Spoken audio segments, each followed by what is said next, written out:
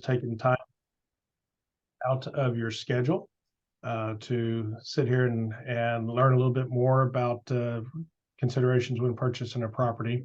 I tried to base this as practical as possible. I've bought multiple properties through my lifetime in Texas and Oklahoma. I've bought 3 in Oklahoma in the last 15 years. So tried to base it off of some of the things that I've experienced, some of the pitfalls that caught me on my first one, and some things for you to consider as we go through. So with that, I will share my screen here.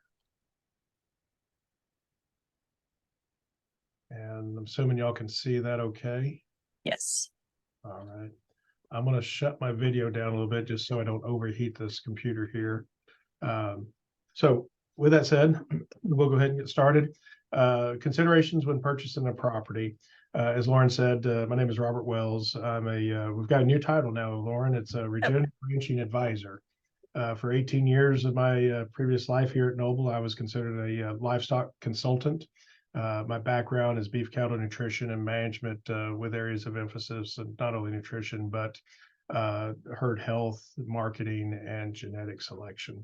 So that's kind of my background. Grew up in South Texas, went to school in East Texas and at Stephen F. Austin State University, Texas Tech University for my master's, and then went up north to the University of Illinois to get my doctorate and worked for the university there as the beef cattle research coordinator for 7.5 years while they were gracious enough to allow me to get my doctorate there, and they paid for it. So I learned what really cold weather was like when I lived up there, folks. Except I want to keep this informal. So if you have a question, go ahead and unmute yourself and let's throw it out there and get it in front of everybody so that we can answer it while we're on that slide. If you throw it in the chat box, I might see it. Hopefully Lauren will be watching that as well. So with that, we'll get started. So got a question for you. Or I guess maybe we'll rephrase that is most producers or people, when they think about buying land, there's the first thing that comes to mind is how much land can I afford? And that's while that's a very valid question, you know, we don't want to try to jump off and buy more than we're ready for from a financial standpoint or from a management standpoint. There's probably some other things that we need to be thinking about. So we're going to talk about these different bullet points, and those should be your goals as to when you're thinking about purchasing a property. You need to kind of look at it as a stepwise progression, kind of make yourself a checklist, and then mark things off as you go through that checklist to make sure that you're accomplishing things in a timely fashion. Excuse me. But not only that, that you know you're dotting all the I's and crossing the T's, and the land that you wind up with is truly the land that you want. And I'll say that from personal perspective. When I moved to Oklahoma, I had 2.5 weeks to find a property. Very, very short period of time. Looking back on it, I still own that property. I leased it out to a young couple, and it's actually right on the border of the Carter and Love County lines. Looking back on it, you know, if I had more time, would I have bought that property? Maybe not.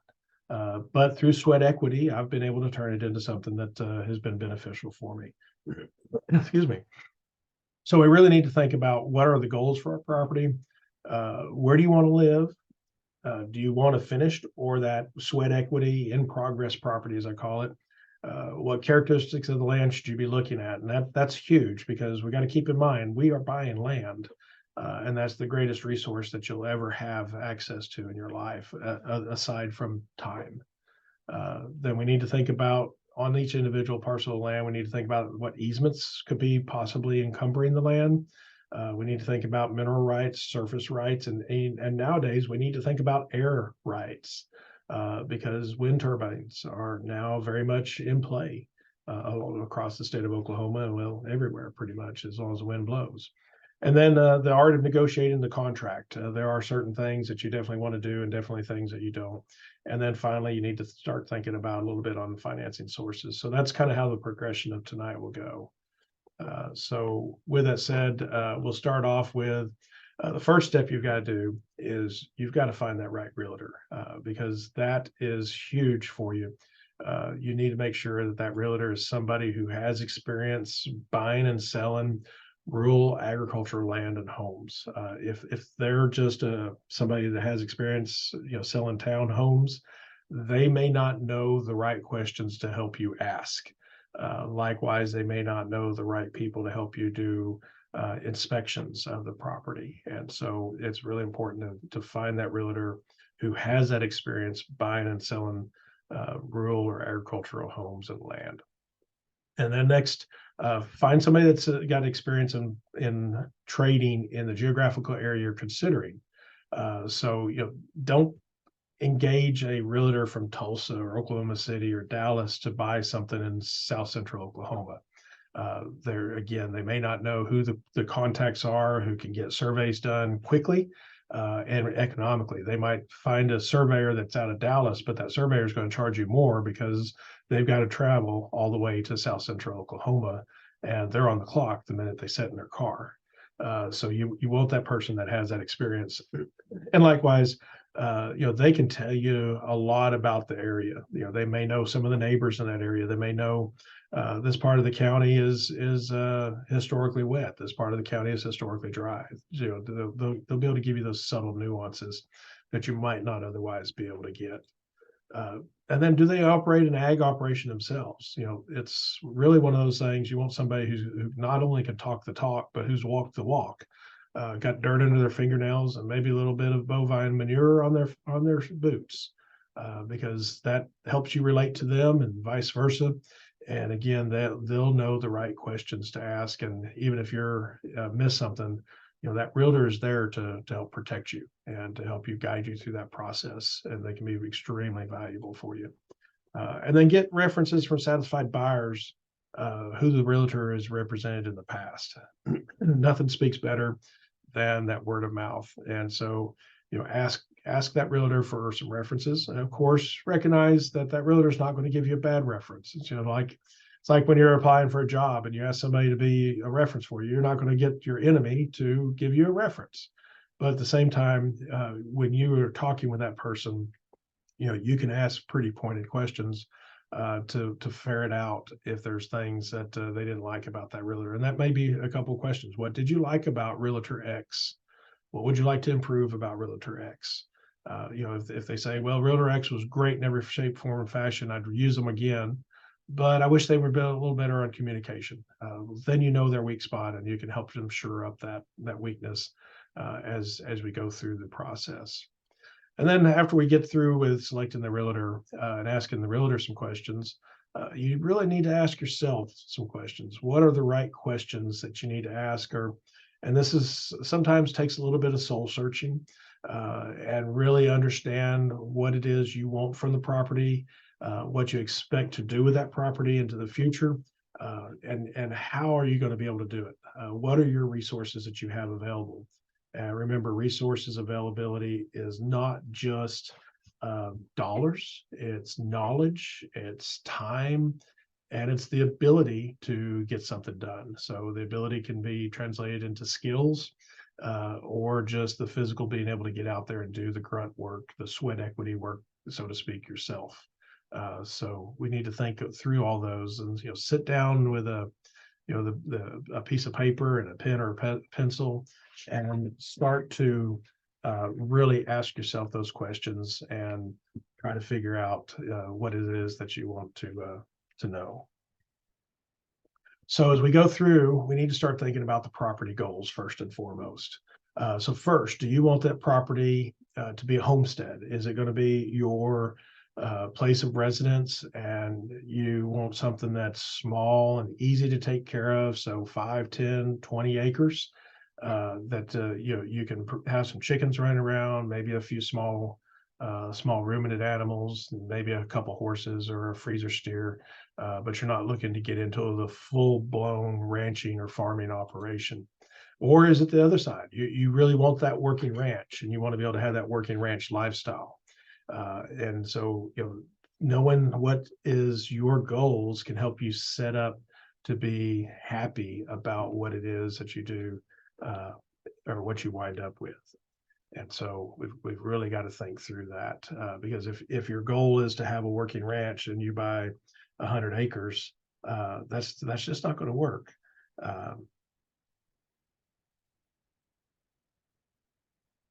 So that's just not going to work. So you've got to be realistic in your goals there. And then once we get through that, we understand, and we've been true to ourselves and recognize what it is that we're doing. Excuse me. We need to start really sitting down and thinking, what do I want to raise on that property? What enterprises, as a good economist friend of mine said one time, what are those enterprises that you want? Do you want a cow-calf operation? In this part of the world, we have to recognize that it takes a lot of land to be able to put together what we call a bull unit. A bull unit is considered to be, 20 to 25, maybe 30 head of cows. And so, in this part of the world, if we're talking native grasses, that could be 10, 15 acres to the cow. If we're talking Bermuda grass and we're prepared financially as well as mentally to do the work of doing the maintenance of an introduced pasture, it might be 5 acres to the cow. But you recognize that those cows take a lot of acreage. Or is it you just want to have a couple of bovines running around for freezer beef? And nowadays they have the miniatures, so you can buy a miniature Hereford. The cow might weigh 600, 700 pounds, and she'll still supply you with some freezer beef, but it just won't be as big of a beef product at the end of that animal's growing phase. Do you want pastured hogs? Those are getting to be more and more popular, that you can find the right breeds of hogs that'll actually do like this pig here is doing, and they eat more forage than they do rooting around and rutting up and tearing up the ground. So is that what your goal is? Or are you thinking about some of those smaller enterprises or the smaller animals? So like the goats or the sheep, or maybe some pasture raised chickens, or maybe you want to have a combination of all of these. Maybe one of the considerations that you have is you want to be able to have a property that's big enough to be able to claim farm exemption. And so, that farm exemption varies from county to county, but typically you've got to have at least 10 acres in most counties and most scenarios. And then also they'll ask you how many animal units are you running on the property. And you could really stack up the animals on the property and meet the animal unit qualification, but that's really not beneficial for your land, and you'll wind up having a acreage that's just a big dirt farm and with no grass on there. And I don't think that's attractive to anybody in today's day and age, and it's not being a good steward of the land. Or do you want to have some specialty enterprises like beekeeping? It's amazing that the civilization owes their existence to these little critters that fly around and pollinate not only the flowers and the trees, but also pollinate all of our produce that we eat. Without the bees, we'd be in a world of hurt. And there's a good enterprise that can be had in selling the honey and selling the beeswax. And the nice thing is you can have those bees right side by side with these other enterprises, and they're not going to take away or detract from your enterprises.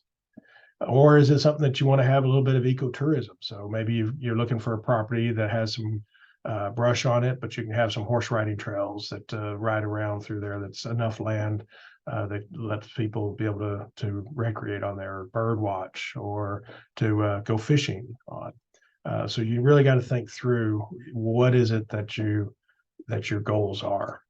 And then we really need to make sure that we keep it practical. All too often in the 18 years that I've been at Noble Research Institute, one of the hardest conversations I have to have is when I sit down with a new producer and they say, well, my realtor told me that this place would support 200 cows or 50 cows or whatever the number is. And it's usually 10 or 15 times exaggerated. And you could warehouse that number of cows there, but you're going to be bringing in every piece of feed, every piece of hay that they consume, because the property would just be completely wiped out if you ran that number ahead.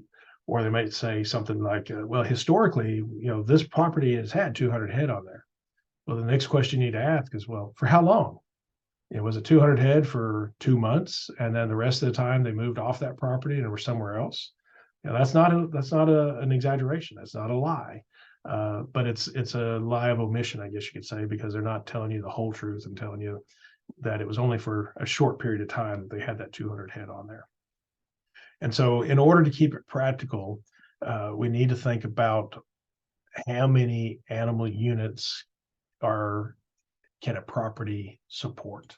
And so I've got a little slide here that kind of illustrates this. So when we think about an animal unit, we think about 1,000-pound animal. A 1,000-pound animal will consume about 26 pounds of dry matter, or if we want to convert that to an as-fed basis, we can effectively say 29, or just round it up to 30 pounds of forage on a per day basis. So that equals one animal unit.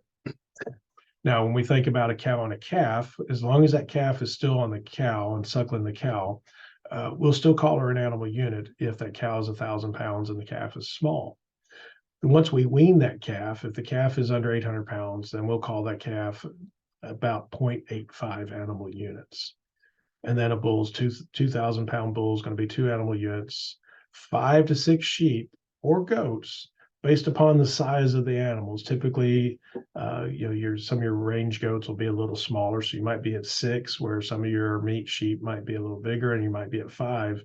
The 5 to 6 sheep or goats are typically equivalent to that 1,000-pound animal.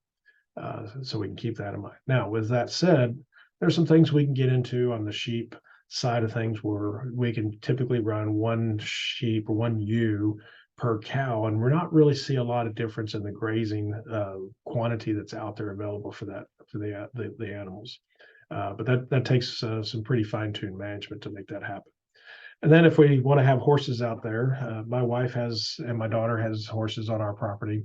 We have to remember that even though a horse may not be over 1,000 pounds, we don't treat them the same as cows, because horses don't treat the pastures the same.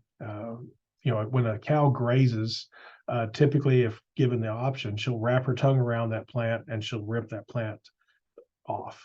And so she leaves a little bit of stubble there. Horses do more like sheep or goats. They'll just bite down with their teeth, and they can bite really close to the ground. We've all seen that, how a horse can really just graze it almost completely to the ground. And then their hoof action's a little different.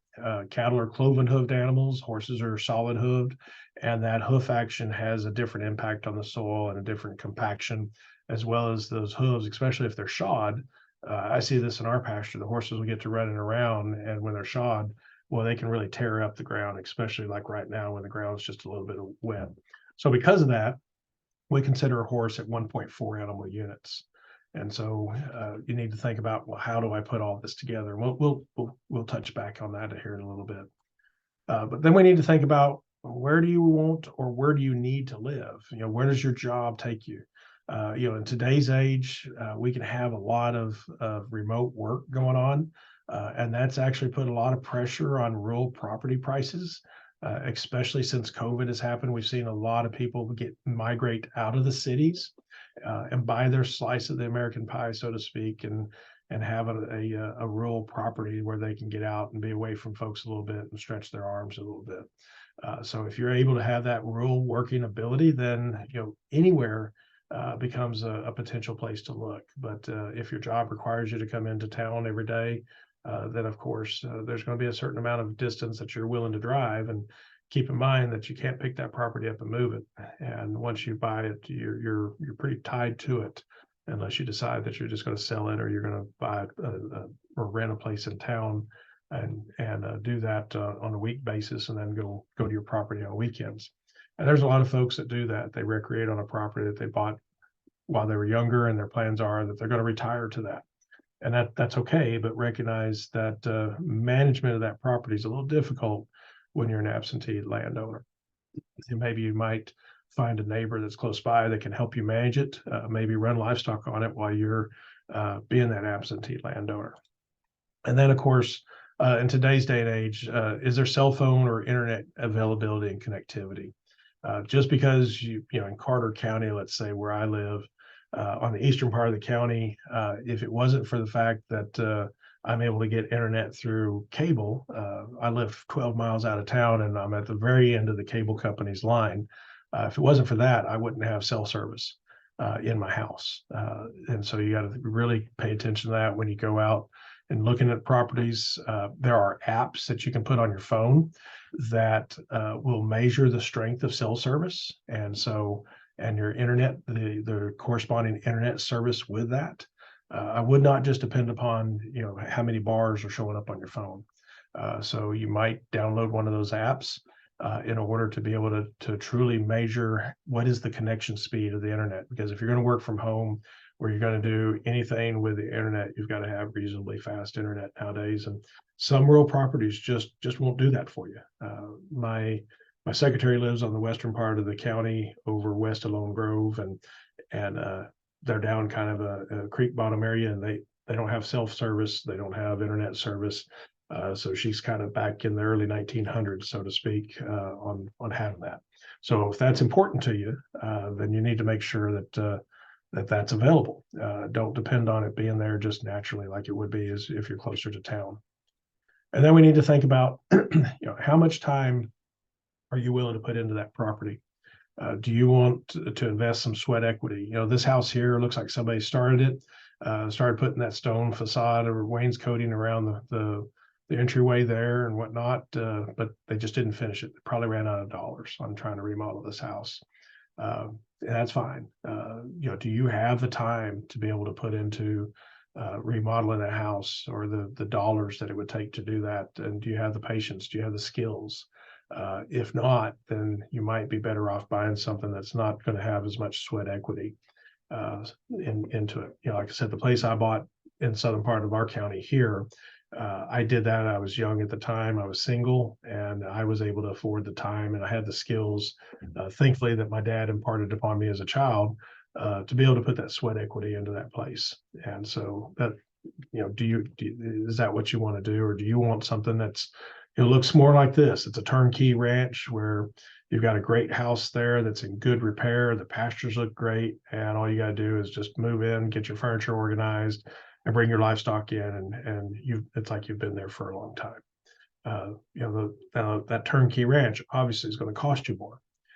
There's opportunity in that sweat equity ranch to be able to build something and make it yours. Maybe have a little more pride of ownership, so to speak, because you built it and you put the barn exactly where you wanted it. You made the barn what you wanted on the dimensions and what the interior is, rather than having to buy something that somebody else already built, unless it just turns out to be a dream place, of course. And then a big one I want you to think about is think about your land characteristics, because that's what we're buying. Like I said earlier, we're buying the land. If there's houses on there, if there's buildings on there, fences, whatever, those can be torn down, they can be remodeled, they can be moved. But what you have with the land is what you got, and it's tough to change that, at least change it very rapidly. And so we need to think about what's under that grass. What is that soil that's there? Because not all soil is created equally. I know when I moved to Oklahoma and I was looking for my first place and my second, actually all three places I bought here in Oklahoma, I used the same realtor. Part of it was because she would put up with my antics. She said I was the only client that she's ever had in a 40-year career that actually carried a soil probe with them when we went out and looked at properties. And when I first did that, and I asked her to stop out in the middle of the pasture so I could take a soil sample, and she was like, well, what are you doing? And I said, I'm buying soil, is what I'm buying. I want to know what's underneath this grass. And the best way to do that is take a soil sample. And if you get real serious about the property and you think you found the one, instead of just taking a plug and looking at it and say, okay, yeah, it looks like it's a sandy loam soil, or it's a clay soil, or it's a silty soil, maybe you take multiple samples across the pasture, and maybe you send that in for analysis so that you know what the soil nutrients are, the NP and K, so to speak. So that way we know, am I going to have to put a lot of fertility with this, or do a lot of remediation with cover crops and things like that to get the soil to where it's going to wake up and be able to really produce much forage for the livestock that I want to have. But that, the soil is ultimately, that's what you're buying. How much rock is there? What's the slope on it? How much erosion, like this pasture here, this little bit of erosion, even though it's it's in one area, but it's pretty significant. For this producer to remediate this amount of erosion on a pasture would cost them literally thousands, if not tens of thousands of dollars, and years of hard work. They would have to do a lot of contouring with some land moving equipment in order to do anything with this. Because if you look down here at the bottom, we're probably almost to the bedrock, and then on the sides there, we've got a lot of clay, and clay is not real good to be able to grow good grasses on. Our topsoil up here, you can see up there at the very top where that line where the grass and that open soil come meet, you can see we've lost all that topsoil there. And the topsoil is what we really need. And so in order to remediate just this one spot, you need to factor that into your budget or factor it into your bid price. So that way you can take care of this, because if you don't, it's just going to get worse. It's going to cut deeper. It's going to make it longer. It's going to get wider. It'll become a bigger eyesore. And of course, this ground's not productive. So you've got to figure out a way to either stop it from getting worse, turn that train around, so to speak, or maybe it's a property you just pass by. For Southern Oklahoma, that's tough to do, to be realistic, because there's so many properties in Southern Oklahoma that have lots of potential, but they also have places on it that look just like this, that have that erosion issues that we have to worry about. So as I already said, get a soil probe. And what I did here is I provided you with a QR code to the link for this probe that's in this photograph here. I like this probe because it's got that little footstep on there that can be taken off. If you're looking at possibly purchasing land, this last year, June, July, August, September, all the way into October, good luck on getting a soil probe in the ground. But at least if it has something like this little footstep, then you can put a little more pressure on it, maybe get that probe into the ground and be able to get that soil sample. And remember, if you're going to send a soil sample off for testing purposes, it really only needs to be the top 6 inches, which it really kind of amazes me that, I've heard it once said that all of humanity owes our existence to the top 6 inches of soil, because that's where all of our plants that we depend upon for our nourishment derive their nutrients from, and that's where most of the root zone is at for most of our introduced vegetables and fruits and things of that sort. So you can scan that QR code there. This particular probe is about $70. You don't have to necessarily buy one just like that, but it gives you an idea. Make sure it's got a T handle on the top, and then you'll just push that plug of dirt out through that little open window there to be able to get your sample. If you don't want to purchase one, I bet you Lauren has one in her office down at Love County. I know my wife, who's the county extension agent in Carter County, I believe they have one as well. Most county extension offices will have soil probes and hay probes like that you can come in and borrow if you promise to bring them back. Then the next thing you need to do is, let's say you've narrowed down your list to 1 or 2 properties and you're getting real serious about making a bid. Before you do, you want to do due diligence. And so again, I've provided you with a QR code here. You might want to scan that and capture that. But that QR code there is to the Web Soil Survey. That's a site that's run by the United States Department of Agriculture. And this is the modernized way of looking at plat books. If you've ever heard anybody talking about a plat book, basically every county had these books that had maps upon maps and pages upon pages of maps that showed soil contours and soil profiles and soil types. The great thing is now all you have to do is go to this website or type in Web Soil Survey into your browser. When it comes up, click on that little green button where it says Start WSS, which is the Web Soil Survey. And from there, it's going to ask you for your area of interest. And so you can either type in an address, or you can just start to scroll and zoom into that area where you're interested. And then you just draw a map around that property that you're considering. And once you do that, at the very top of the page, there will be multiple tabs that it'll populate. And what that does is it gives you information on land productivity. So if I'm going to use this land in order to graze cattle on it, or to run any sort of grazing animal, realistically, it'll tell me what the land productivity is. So what kind of forage production can I expect off of this place? And they'll give you numbers and estimates of, if it's native grass or if it's introduced grasses, if it's irrigated land or non-irrigated land. And then, the other thing is, if you're buying a virgin piece of land with no structures on it, something that's really important is it'll tell you what the building site suitability is. What's the shrink swell potential of that land? Is it a heavy clay base so that when we get these droughts that we get periodically now, that ground really starts to dry out and crack and it starts to shrink. And then we get these wet spells like we just went through where that ground, those cracks heal up and the ground really swells.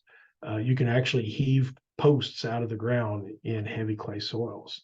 That's hard to build a foundation on. Not impossible, but you're going to want to know what the soil type is so that way the builder and you can budget for the appropriate foundation so that you have a good house. Of course, houses are only as good as the foundation they're built on. Likewise, you can see the soil layers, the A, B, and C layers of the soil. So that way what are the depths of the soils, maybe especially in this part of the country, what's the depth before you hit bedrock? Plant roots don't grow real well through bedrock. Usually they hit that rock and then they turn horizontal, and that's about as far as they're going to go. Likewise, water will move in the soil until it hits that hard pan or a bedrock layer, and then that water will start to translocate laterally as well. And then it'll also tell you different things like what's the percent slope, and that's important because if you start to get too high of a degree of slope, then erosion follows with that, especially if we abuse that ground and we don't keep it well covered. And then going back to talking about your building sites, permeability is another thing that the web soil survey can tell you. And that's important if you're building a house and you've got of course, we all want indoor plumbing. And so we've got to have a septic system. Is there enough land and is the permeability good enough that I can have lateral lines, which is a little cheaper to do? Or am I going to have to put in an anaerobic system that's going to cost me more money to put that septic system in? And so again, those things will help you factor in what's an appropriate bid price for that acreage. If it's got some slope to it, if it's a shallow ground that not too deep before you hit bedrock, and what's there is clay, permeability is not going to be the greatest. And so you're going to have to spend more money on establishing a good foundation on the house. You're going to have to spend more money on a septic system. So you can start factoring those things in on those bid prices, and that way you become a more informed consumer. I know in today's day and age, when you go buy a new vehicle, you can you look and you'll do all your homework. If it's a used vehicle, everybody goes to Carfax. If it's a used or new vehicle, everybody goes and reads the reviews on those. Is that the right car or the right pickup for me? We can do that kind of level of homework before we make that purchase. And think about for purchasing land, it's going to be multiples of what a new car costs even today, especially if you're buying any amount of acreage that goes with it. So the web soil survey is an invaluable tool. You can also download an app, which is great. You can go to your Google Play or to Amazon, or not Amazon, the Apple Store, I should say, and type in web soil survey, and you can download their app. And so while you're out looking at the property, you can ask it to locate you, and it'll find you within just a few feet, and it'll tell you all the same information right there handy on your phone that you can save that information on. So it's a great tool that USDA has put together for us. So let's move on and think about some other land characteristics that we need to consider. Let's first off, let's think about some of the forage types, because if we're going to have grazing animals, that's where they live, is out in the pasture and eating those grasses. So do you want to have a native grass pasture or Bermuda grass pasture? The right is Bermuda grass, the left is native. To each their own. Both of them have their advantages and both of them have their disadvantages. Both of them have their benefits. Those native grasses are going to be more home for more biodiversity. They're going to be home for more wildlife. I've heard our wildlife consultants and advisors around here at Noble say that a Bermuda grass pasture might as well be a desert for deer and quail. So if you have an interest in being able to see wildlife, having some of those native grasses, that becomes home. Not saying you won't see deer or quail on a Bermuda grass pasture, but they're usually just transients. They're just going across that pasture. They don't call it home. But you look on that left-hand photograph there, that's big blue stem. And if you have enough of that big blue stem, deer can hide in that. They can bed down in that. And there's enough other grasses in that area, and not just grass, but also the forbs, or what we normally call weeds, for that wildlife to be able to exist on. And so it just depends on what your goals are. If that ecotourism, that seeing that wildlife, being able to harvest wildlife off your property is important, then we need to make sure we have native grasses. Now, keep in mind, as I said earlier, those native grasses require more acres in order to be able to graze the same number of animals. And that's because native grasses are a little less forgiving. If I really graze that native grass pasture all the way down to the crown of that plant, I've got to give it a lot of time to be able to rest and recover and to look like it does in this photograph, where it's got its seed head up there again. If I don't, I'll eventually put too much pressure on that pasture and I'll graze it out. And then we won't have that. And what will be there in place of that is going to be a bunch of weeds. If you like that more manicured lawn type look, or that park look, then that Bermuda grass may be what you want. But recognize that Bermuda grass, in order to keep it looking like that, you're going to have a higher degree of inputs, of fertilizer, of weed spray, a little more attention in TLC to keep it like that. And if you don't do it, then more than likely what's going to happen is you're going to start getting weeds to encroach in there. You're going to get some native grasses. Those seeds are in that soil because this whole part of this world was always covered with native grasses at one time, and there'll still be some seed bank in there. And so if we don't take care of that Bermuda grass in order to maintain it, it won't look like that. And so if we want that Bermuda grass pasture, we have to recognize that it's going to be more intensive in management. You're going to have to put more dollars into it, more time into it to manage it like that. Personally, I like to have a property that's got a mix of both, because that Bermuda grass, in times like what we've just gone through with a drought, I can put my cattle on that Bermuda grass and I can beat it up. And once we get a rain with good soil conditions, that Bermuda grass will bounce back pretty fast.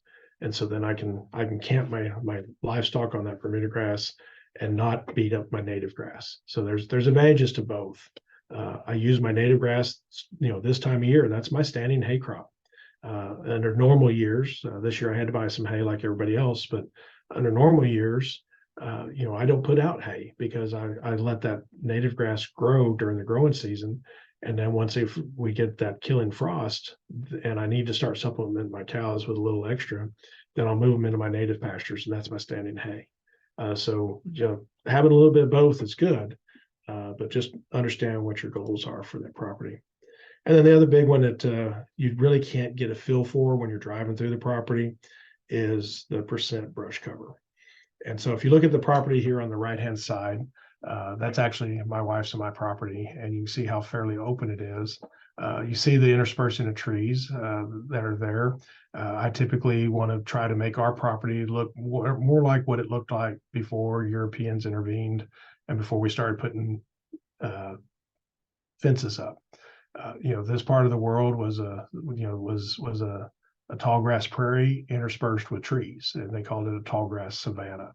And so that's what I try to do in my place. Plus those, having those trees to provide the cattle with some shade during those August days when we get to 110, they sure appreciate that. Now, if you look at my neighbor's property there in red, both these properties are within 5 acres in size of each other. But which property is going to be able to graze more livestock on it? The property that's got a third of it in brush, where there's not, and the brush is so thick that there's not any grass growing up under those trees, or the property that's kind of open that has trees that are out there interspersed where the sunlight can still get down to the soil. So pull up some maps, and I would suggest 2 resources. Both of them are free, and both I provide you again with those QR codes that you can take pictures of and capture. Google Earth Pro is a great tool. So that photograph that's in the background there with those green and red lines on there, I actually created with Google Earth Pro. And just kind of as an FYI, that blue line is where I ran a water line. And so that water line there is over a mile long from the south end all the way to the north end. But you can use that Google Earth Pro to really help you manage your property, understand what the size of the property is, and then you can put in different features like electric fences or where your underground electricity lines are buried or water lines or such. The other one you can use, which is a valuable resource in itself as well, is called Enriched Ag. And if you go to that one, you want to look at their Insights product or the Insights page.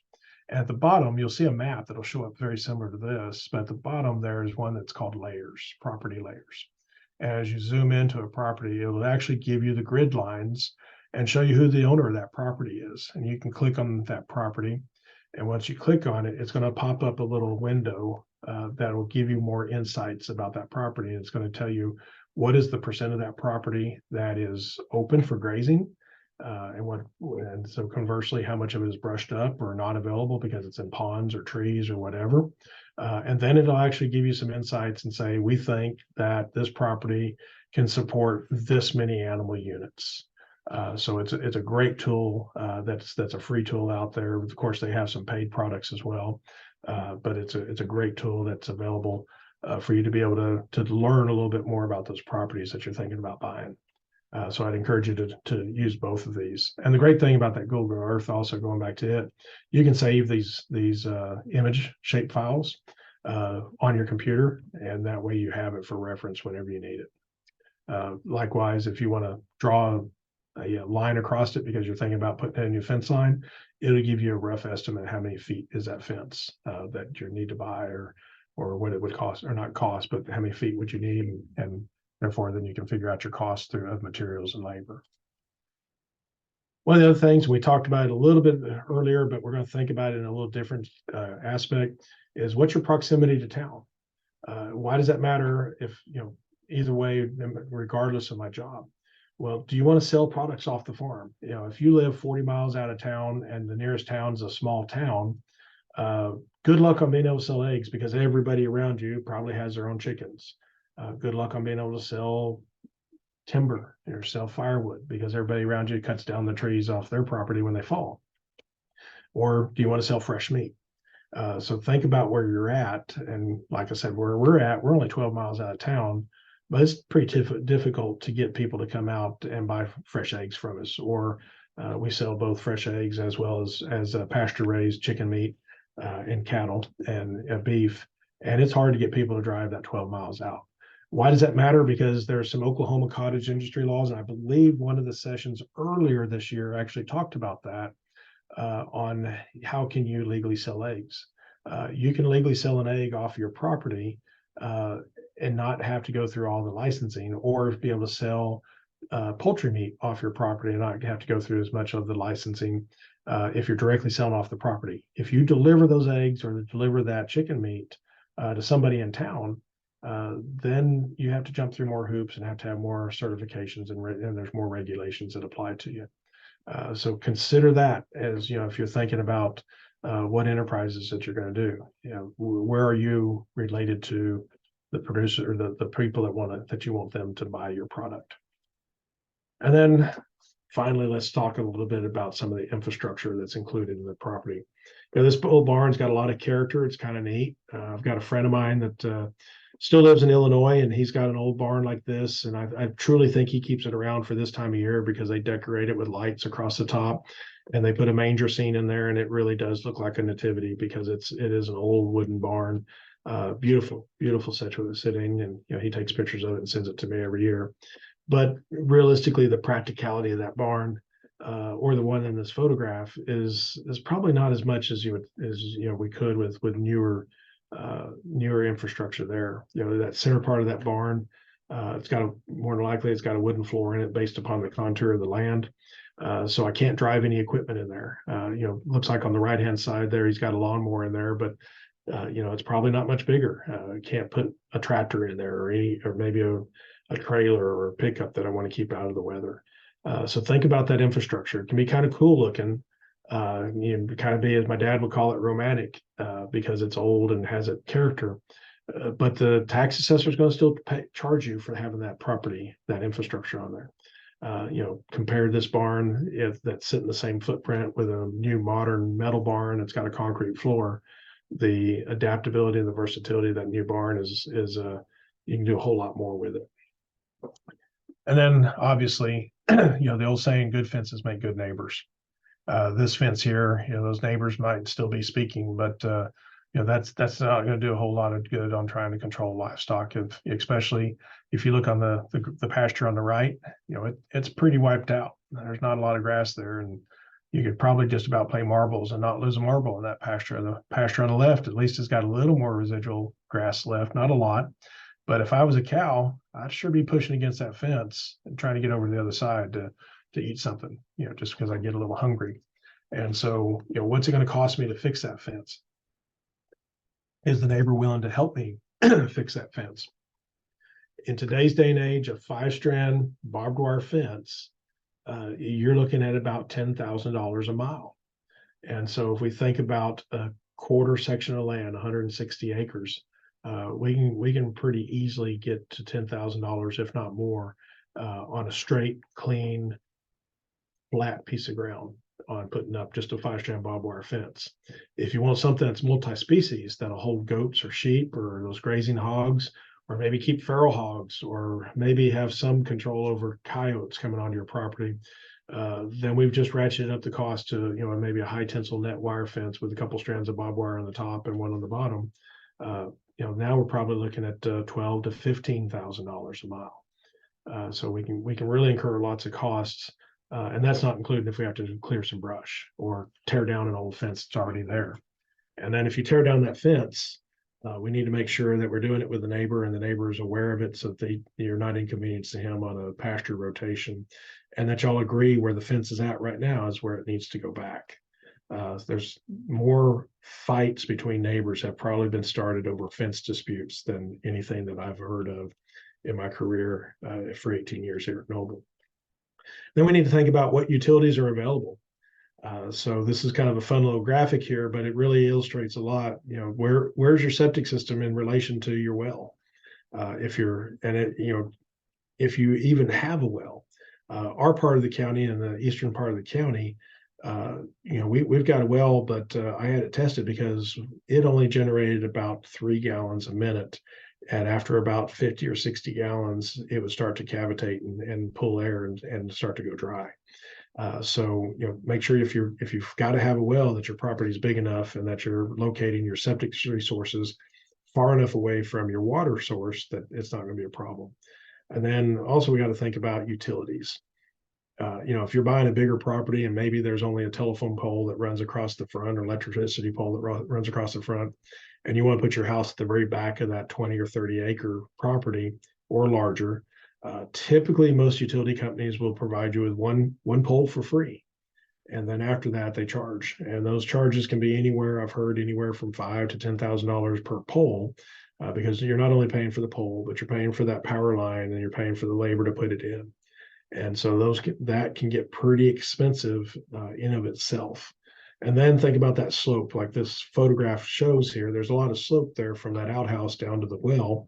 If I'm going to put a house there, I've got to bring in some heavy equipment, and I've got to flatten that out. And so that slope is going to cost me some extra money. And so we need to think about all those aspects. And then one thing that a lot of folks don't think about, and there's a lot of them, is easements to the property. One of the easements that's getting more and more common today to have out there is what we call a conservation easement or a wildlife easement. In these conservation easements, when a landowner puts this land into an easement, some places will pay you for that. Some of them will give you a tax credit for that you can claim on your taxes. But it's not free, so to speak. And what I mean by that is there's a cost associated with those easements. If you're in a situation where you've got a large tract of land or a piece of land that you're really fond of, and you don't want to ever see it turned into pavement or to a subdivision or a strip mall, you can put that land into an easement, and it will forever, as this sign says, be protected from now to eternity in an easement. They cannot develop anything on that land. Now, some of those easements will stipulate that you can build X number of houses. So that way, and that's probably something that you want to look into, because if you buy, say, 100, 200 acre property, maybe you want your kids to come back home and they want to build a house on the other side of the property. If it's in one of those easements, you may be locking them out. They can't do that because the easement says no more buildings, no more barns, even on the property. So you really got to read. One, ask if there's an easement. They can be great things. Like I said, they'll forever lock it into production agriculture. We lose enough production land as it is on an annual basis.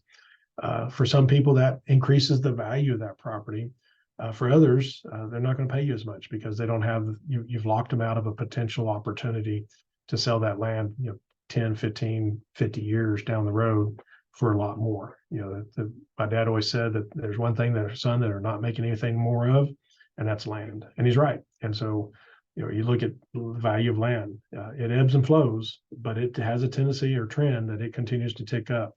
Land will never be as cheap as it is today, as it is in the future.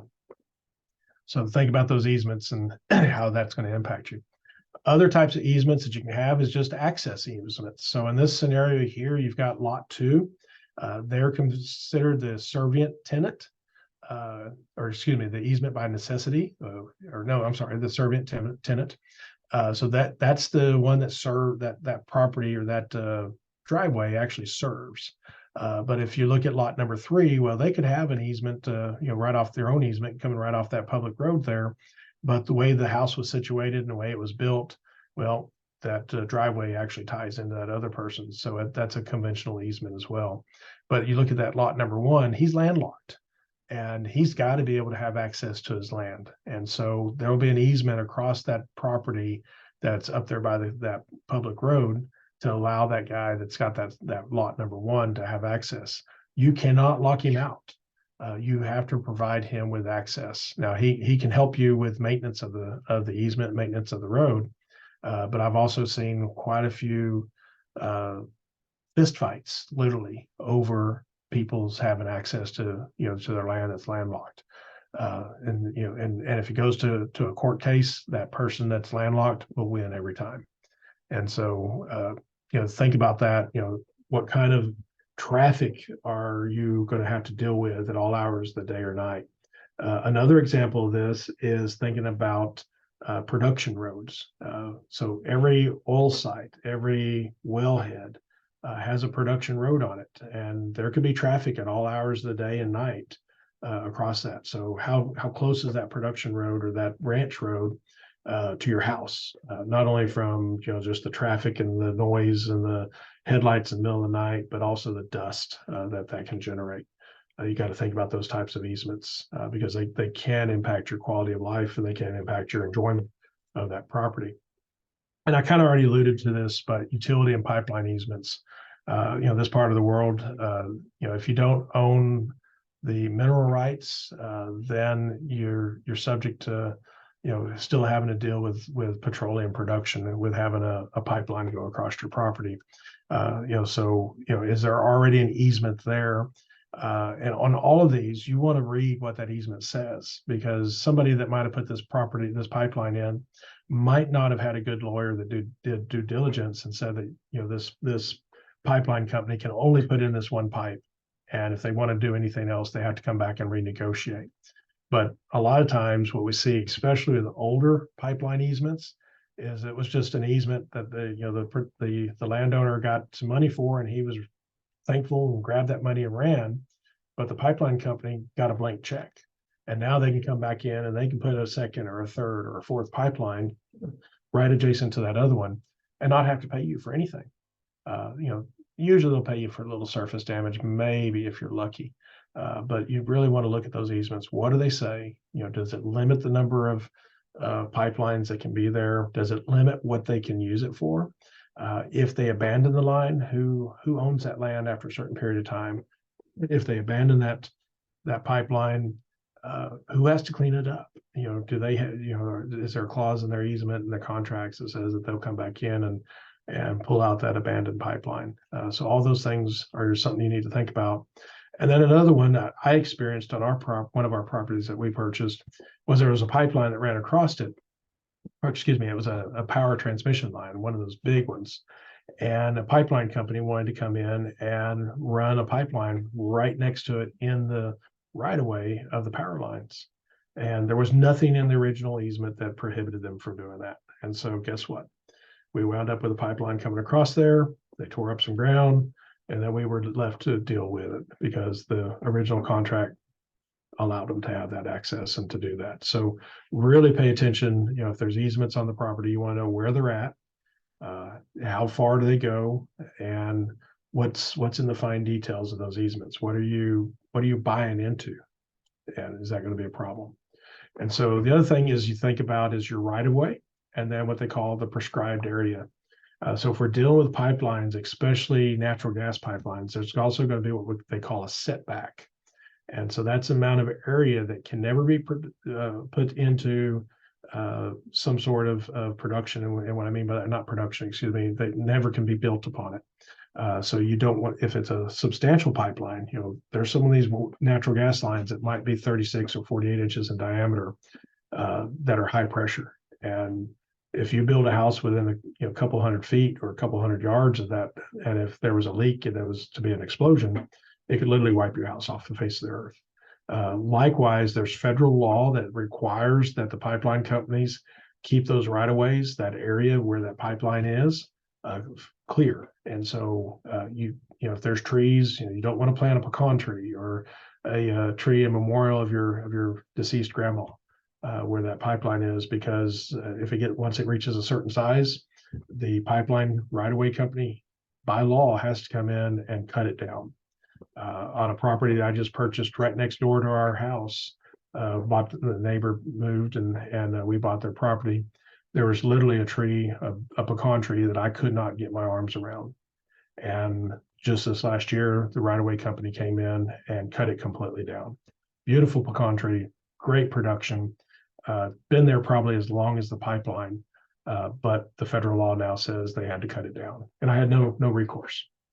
And so understand those types of things when you're purchasing that land. Where does that pipeline run again?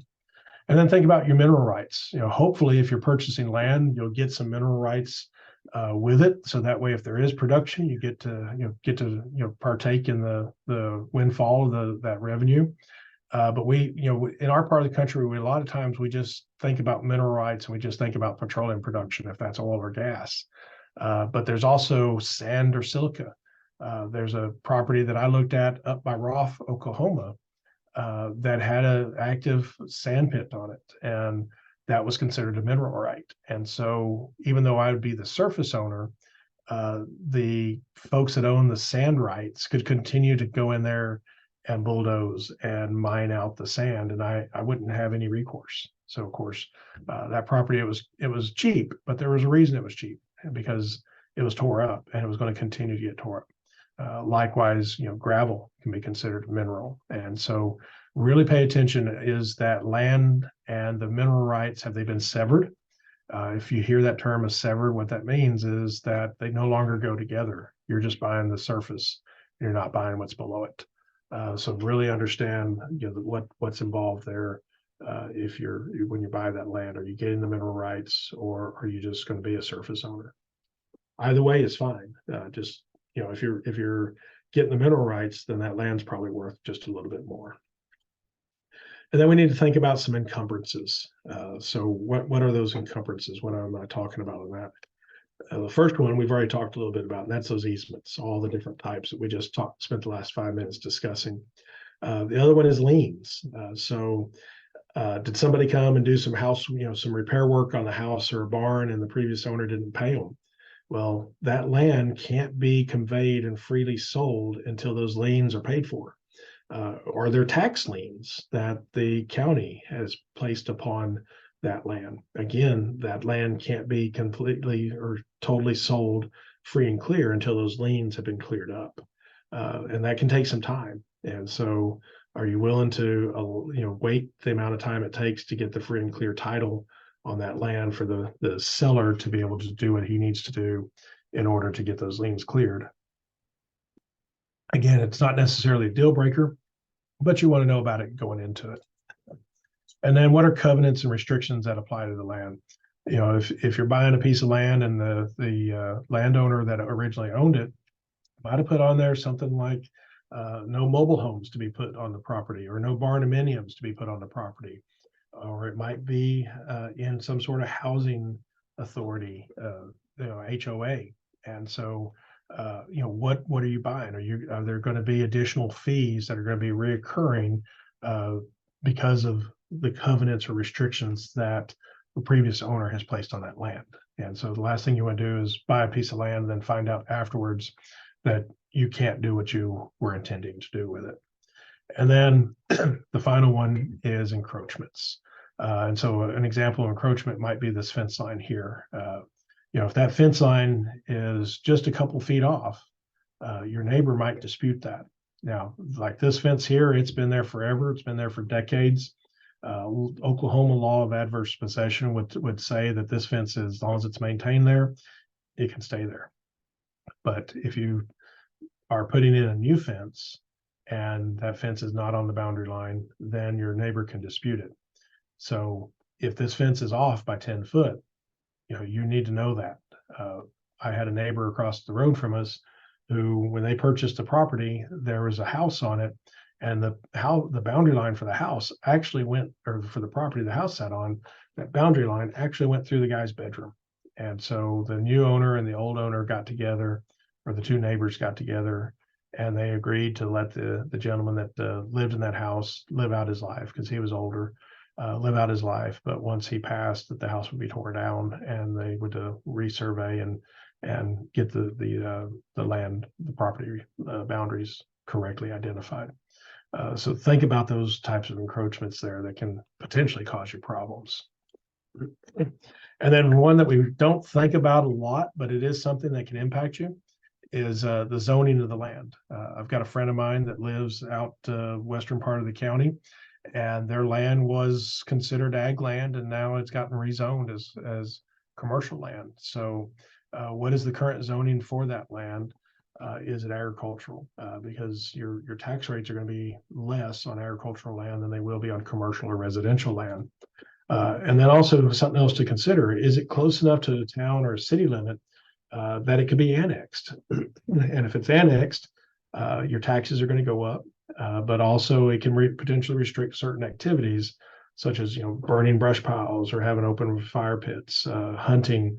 If you get annexed into town, usually there's restrictions of firing off firearms, as well as they can put restrictions on the number of animals and the type of animals that you have on your property. So if you're looking at a property that's right next to established city limits, be cognizant that if the city expands, then there's ramifications for that. You may get city services at that point, but there's going to be a cost to you for all of that. So think about those zonings and how that zoning can potentially change for you. And there's one thing that's always been said that I grew up with. That my dad always said. He said, "Son, there's two things in life you don't get to pick, and that's your family and your neighbors." And so when you get down to the brass tacks and you're thinking about buying a property, really start thinking about who's that neighbor going to be. Maybe go and sit down and visit with them a little bit and say, hey, I'm interested in the property, and can you tell me about the area? Hopefully you want them to be welcoming, welcome you to the community and to the area, and be willing to help you do things, help you find resources and whatnot. And then ask them about the other neighbors. Do you get along good with those other neighbors? And don't just go to that one guy. Go to the other neighbors. And if he says, well, I don't get along with those neighbors, they're bad, but every other neighbor that's around you says, well, that guy's a jerk, and you're going to have to share a fence line with him. That might be something that you factor in. Do I really want to have to deal with a neighbor that's not nice? I guess is one way to say it. And then finally, moving on, we found that right property that we're getting ready to start to purchase. We need to think about some of the financial considerations. So we need to think about property tax rates, and they vary by the county, the school district, and the town and city.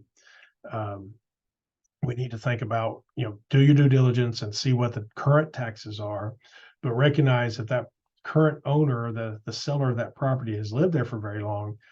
There's a likelihood that his property taxes have reached their cap. And when you buy the property, it resets the tax rate, and then there's a new cap. Multiple times I've bought a property and I looked at it, and the tax rate was X, and the next year when my taxes came due, they were 2X of what they were the previous year, because when I bought the property, they reset the cap, and now they have a larger limit that they can go to. Think about your insurance rates, especially if we're talking about rural ground, rural property. We can have huge differences on our insurance rates based upon what is the construction of your residence, what's the construction of the barns that are that old barn that I had a photograph of earlier that was kind of cool and rustic to look at, is a higher insurance liability because it was a wood structure compared to an all metal barn, which is less likely to burn. And then think about, and you might want to visit with your local volunteer fire department and find out what that fire department classification is. And the reason that matters is based upon the training of the fire department members, the number of fire department members, and the equipment, or what they call the apparatuses that they have, affects their classification. And so how does that impact you? A higher classification fire department will actually give you a cheaper, lower insurance rate because they're better equipped to be able to fight a fire and to keep it from spreading and to be able to rapidly be able to get there. So the insurance departments will consider that, or insurance agencies, I should say, will consider that when you're applying for insurance with that company. Also, you have to have a PMI, or primary mortgage insurance. Some lenders require that. A lot of it depends upon how much you put down, but you got to factor that into it because that's money that you never get back. It's money that goes to pay for an insurance product that doesn't apply to your principal on how much you owe, but it factors into what your total monthly payment is. And so if you are required to have a PMI, is that PMI, understand how much is that going to be, because that can almost be one of those hidden fees that just reoccurs every month that hits you, that you have to pay for that PMI in addition to your mortgage, in addition to maybe having your property taxes and your insurance all rolled into a single payment. And then one of the things I found in one of my properties was timing of repayment. Make sure obviously that whoever you're borrowing the money from allows you to have a no early repayment penalty. And so, if you have a 20-year mortgage and you pay it off in 15 or 18, you don't want a penalty for paying it off early. But also the thing that I found was just doing a split payment. So on one property I would pay for the mortgage. I paid the same amount that I was paying previously, but I paid a portion of it the first of the month and a portion of it the 15th of the month, exactly half. And by doing that, it reduced a 20-year mortgage down to like a 16 and a half, 17-year mortgage. I wasn't paying even extra per month than what I would have done if I would have just paid at the first of the month or the end of the month. But by doing that split mortgage like that, what it did is it allowed me to put enough down early to make the interest payment, and then the second payment was the interest, or a little bit interest, but mostly the principal. And so talk to your financial lender and ask them for creative ways of doing things like that can help you reduce the amount of time that your period of time that you're borrowing the money for. And then finally, we'll talk about a little bit about some financing resources. So a great resource that probably doesn't get utilized enough is your ag credit unions. These are bankers that deal with nothing but rural properties, and they deal with folks that are in production agriculture. So they're a great resource. They talk the talk, they walk the walk, and they understand the trials and tribulations that you go through by having rural ag land. The other great thing is some of those ag credit unions actually have what they call a patronage potential, or potential for patronage. And what that is if they have a truly profitable, successful year, they usually will pay you back a dividend. So that's nice to get a little extra money back at the end of the year, or you can sit there and just have them apply that back to your principal, and again that gets your mortgage paid off faster. Don't plan on that on an annual basis, and sometimes it's not a lot, but it is nice to have that potential of something coming back to you rather than just a box full of receipts. If you're a first-time single family or just a single person, you might be able to apply and receive USDA Rural Development Single Family Home Loans or FSA Beginning Farmers and Rancher Loans. The great thing about those loans is typically the interest rates on them are very, very affordable. And so it allows you to be able to maybe purchase a little bit bigger piece of ground for the same monthly payment. And so there's certain requirements. You can use that QR code there in the bottom left corner, and that'll take you to the USDA site that talks about those different loans, what the requirements are to be able to be eligible for those. And then, of course, you have your conventional sources, and there's obviously nothing wrong with those, but there's some opportunity there for you to be able to use some resources that wouldn't be available necessarily to somebody that's buying a property in the middle of a large town or city or something. Then we start talking about contract negotiation, and hopefully you don't deal with the guy that's like this guy here that says, just to get the negotiation off on the right foot, I don't intend on conceding to anything. As I tell my oldest daughter, everything in life is a negotiation. It doesn't matter what. Maybe the only thing I don't get to negotiate is the timing of my passing, but I can probably still do that a little bit by taking care of myself, probably. But with that said, everything is a negotiation, and we have to be open to that as a seller and as a buyer, and realize that he's going to shoot for high end. You're trying to get it as cheap as possible. Somewhere in between is that sweet spot, and know where that sweet spot is for you. Even if a property may be a little priced out of your price range, knowing whether or not you're in a buyer's market or a seller's market can help you decide, well, it's outside of my price range, just barely, but we're in a buyer's market, which means that there's not a lot of buyers out there, or excuse me, not a lot of buyers out there. And so the sellers will get more aggressive on trying to get you to buy their property. We move to talking about and thinking about the real estate contracts. One of the first things we want to talk about, obviously, is the contract itself, the body of the contract, but those are pretty standard. If you have a good realtor, that they're going to guide you through that process, and they're going to say, they're going to let you know, this is a pretty standard contract. Don't worry about it. But one of the things you have to watch for are riders, and those are going to basically be addendums that can be added to the contract. Anything's fair game in a rider. And so they might put in there that they want to be able to maintain residence in that house for 6 months. Well, that might be okay if you've already got a property in town and you're getting a really good purchase price on the property. But if you're moving from out of town and going to have to start a job, you've got to have a place to live. You might not want that kind of rider in there. Think about your home inspections and well inspection, especially wells. If you're buying a rural property that's not tied into a municipal water source, realistically, that property is only as inhabitable as the well is good. And so there's two things we need to think about on a well, at least two things. One, it's nice to, actually multiple things. One, it's nice to be able to know from the previous owner, how deep is that well? And where is the well pump set at what elevation, what height relative to the water depth? Because if you ever have to replace it, that's going to be one of the first things that a well man's going to ask you. But the things that I want to inspect on is what is the quality of that well? So pull a water sample and have it sent off to make sure that there's no contaminants in there that would be harmful to you or to your family. But then also you want to do a flow test, because you want to know if your kid goes out to fill up a water trough for the horses and they forget, and they leave that water running, for hours or overnight, is it going to run the well dry? And that's a very real consideration. Like I said, my property that I've got east of town, when we bought it, it runs about 3 gallons a minute flow rate. And after about 60 or 75 gallons, it starts to pull air. And so what we did is we've just got extra reserve tanks that we built up. And so we have a little extra reserve there to be able to fill up multiple water troughs at a time, or, to be able to take showers and wash clothes and wash dishes simultaneously. And then, of course, you're going to need a survey, especially if you're buying land and you're having to finance it.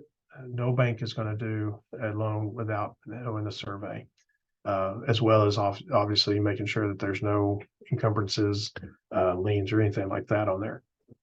And then you need to think about some contingencies. So you want to have some contingencies built in there for financing. If something comes up and your finance company, your bank says, oh gosh, nope, sorry, we made a mistake, we made an error, we're not going to finance it. You don't want to have your escrow money tied up where you can't get it back. So you want to have a financing contingency in there.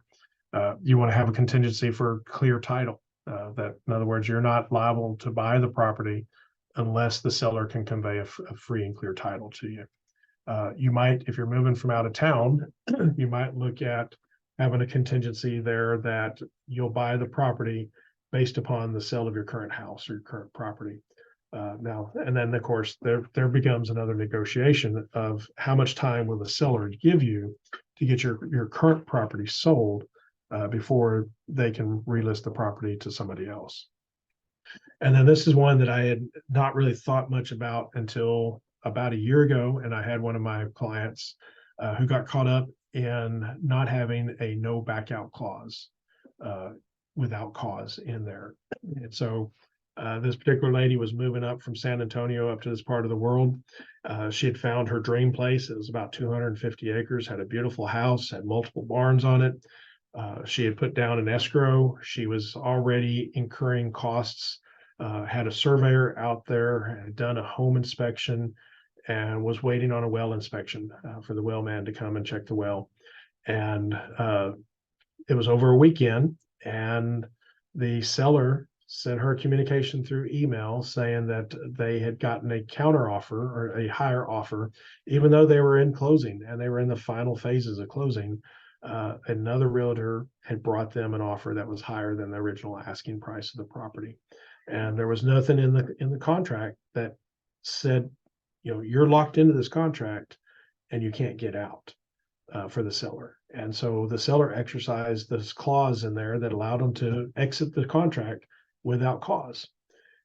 In doing that, the buyer was still on the hook for all their expenses, the survey cost, the home inspection, all those costs that they had incurred, and they had no recourse. And so that lady was out several thousands of dollars on a property that she was spending good money on in faith that she was in closing and that the property was going to be hers, assuming that there was no house problems and the survey came back good. So make sure that there is no clause in there that allows the seller to be able to exit without cause. And you know, if they do exit, then they, you know, there needs to be a clause in there that says they will reimburse you for all expenses that you've incurred, and maybe some sort of penalty to make them really think twice about exiting without cause. Keep in mind that settlement date does not equal closing date. The closing date is the date in which you finalize the financing, and it's the date you sign your name on that stack of papers that says that that property is yours. The closing or the settlement date is the date you take possession. And so keep in mind those two are not necessarily the same. And then delivery, this is again where that lady that I was working with from San Antonio who had me come up and evaluate the land to make sure it was going to do what she wanted it to do. This caught her. The terms of delivery is how will communication regarding the contract occur? Is it digital or is it by US mail? And what is the timing? So, you know, you can set forth in that contract negotiation of how much time does that buyer or the seller have to answer a request from the other party. And so with this lady, they were using digital. She thought that was a great idea since she was in San Antonio, still living down there, and the property and the realtors were up here. But she only put a 24-hour timeline. And so over the weekend, one weekend, she'd actually been up here. She had traveled and was out of communication, didn't have a laptop with her, and didn't check her phone, didn't have email on her phone. And they exercised that out clause without cause, and there was a 24-hour time period. By the time she found out about it, it was a Sunday afternoon, and she couldn't go to her bank because the bank's closed, and so she couldn't make a counteroffer, and so she lost that land and still had to incur all those costs. So that delivery and the timing is vitally important in the finalizing of your contract. And then of course there's other things like a home warranty. Who pays for that? Does the seller pay for that? Do you want that as a buyer? Recognize that the more demands you put on there of home warranties, what appliances stay, what, you know, portable livestock panels or whatever stays, that's going to increase the cost of the total property. And then, so of course, that leads to that last line there, what stays. Is it, appliances, portable livestock panels, tractors, trailers, livestock, other things that are on the property. All that can be negotiated to stay especially if you want that turnkey operation where all you got to do is unpack the U-Haul and you're ready to be in business. One of the last things that we want to talk about is how do we purchase the land? How do we set up the deed? There's two ways in Oklahoma and most states. The first one is called joint tenancy. The other one is tenancy in common. They both have advantages and disadvantages. So joint tenancy with right of survivorship. In order to do this, that has to be established at the purchase on the date that the land is purchased. And both parties, or if there's more than two parties, each party has to have equal percentage ownership of the property, and it's undivided. And what this does is it allows each person to have access to the land and be able to use it as such. If it's a husband and wife scenario, that's not a problem. But if you're buying it with a business partner or another family member, maybe a brother or sister or aunt or uncle or cousin, keep that in mind. The portion about right of survivorship, what that means is when one person on that deed passes, then the land will automatically transfer to the remaining owners. So that might be okay if it's husband and wife and they've been married for 40 years and they don't bring any additional kids to the family other than the kids that they created and raised themselves. But if maybe you've got a situation where you have a husband and a wife and maybe one of them's a widow or widower, or maybe they've had a previous marriage and they bring in family members into the family, and the one person wants to, upon their death, they want to be able to transfer that down to their kids. Well, that won't happen with joint tenancy or right of survivorship. The land will transfer to the other spouse, and maybe your kids are left out. So you have to keep that in mind. Now, one of the nice things is no probate is required with joint tenancies with right of survivorship. So upon that person drawing their last breath, you produce a certificate of death and take that to the county clerk's office, and you can get that joint tenancy with right of survivorship and put it all in your name. The other option you have is tenancies in common. There is no automatic right of survivorship. So this means that you have to have a will to designate who you want that property to go to. So if you don't have a will, then the laws of intestate dictate, and that's set by the state of Oklahoma, the state of Texas, as to who is the closest relation to you, and the judge has to follow a certain hierarchy of who the land or your assets go to. So if you use tenancies in common, make sure that you have a will and you designate who you want that property to go to, because if it's somebody that's not closely related to you, then the judge by law has to send it and bequeath that property to whoever is your closest heir. Percentage of ownership doesn't have to be equal. So if you're working with a business partner and you're buying a property, but you can only afford to pay for 25% and they can fund the rest, this works. You can have that tenancies in common and you own 25% of the land and they own 75%. Again, it's undivided interest. So you can't sit there and say, well, this piece over here is mine and that piece over there is yours. It's undivided interest, but you can have different percentages of ownership. And now the other issue you have with tenancies in common is your co-owner has the right to sell their portion of the property without your consent. So they can sell it to somebody that you don't even know. They can sell it to somebody who makes your life a miserable wreck and makes it where you want to sell the land or the house or whatever. And I've heard of situations in larger cities where this will happen, and the person that buys it actually purposely is difficult to work with. So the other person winds up selling the land at a discounted rate to the other guy just so they can get out of a bad situation. So really consider, how do you want to set that land up? A lot of it's going to depend on how do you want that land to be conveyed to your heirs. Are you a divorcee or a widower and you have your own adult children or children in the relationship that you want to make sure that land goes to them, and your portion, your half of that land goes to them. So there's things about that we really need to think about.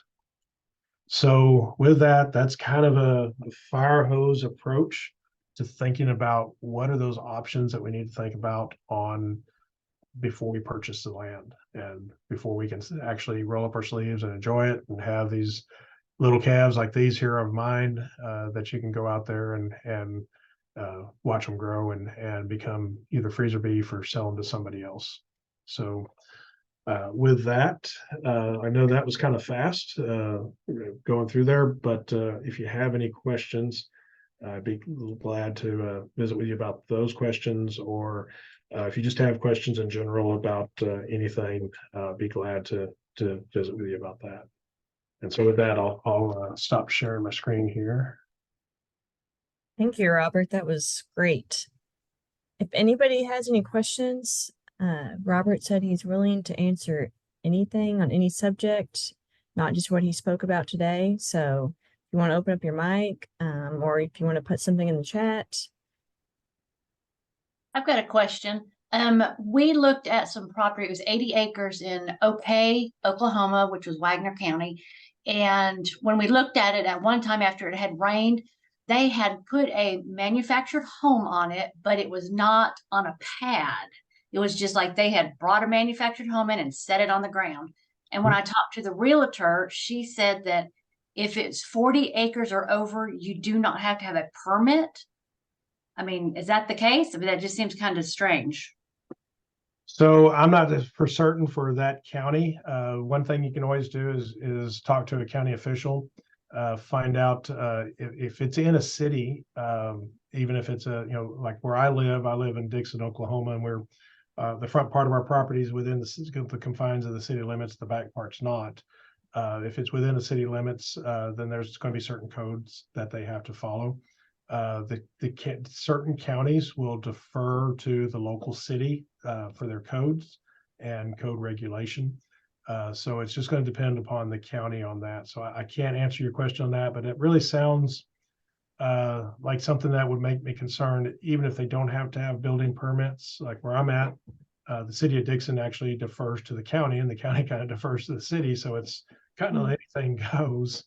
But you've got to do due diligence in that, and you got to think about, am I getting ready to buy a property that I'm going to have problems with that manufactured house settling? Absolutely, yeah. That can be conveyed to you. One of the properties that I bought after we were in contract, in a signed contract, and getting ready to close, the individual had a petroleum company, a pipeline company, approach her about selling an easement, and it wasn't disclosed in the terms of the contract that there was going to be a new easement on there. And the way we found out about it was just by the grace of the good Lord that we had decided we were going to make an offer on some additional land, and her realtor went, and my realtor conveyed the offer, and he went to talk to that lady, and she was like, well, if I tell you something, we promise not to tell anybody. And she knew she was in the wrong. And when she told him, he said, you can't do that. You're gonna null and void your contract. And he's already incurred expenses on home inspection, on a survey, and was on a well inspection. And said, you could be on the hook for those costs.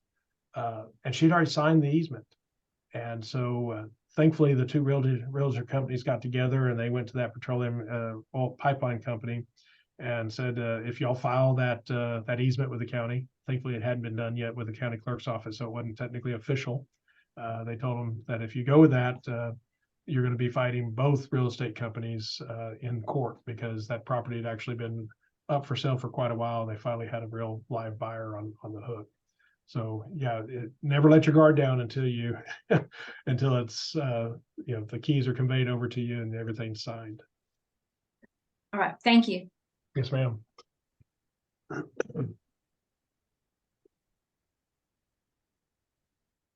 Any other questions about real estate, about land ownership, animal production? Like I said, my background, I've got 18 years in consulting here in Southern Oklahoma, North Texas, and running livestock myself. So be glad to answer whatever.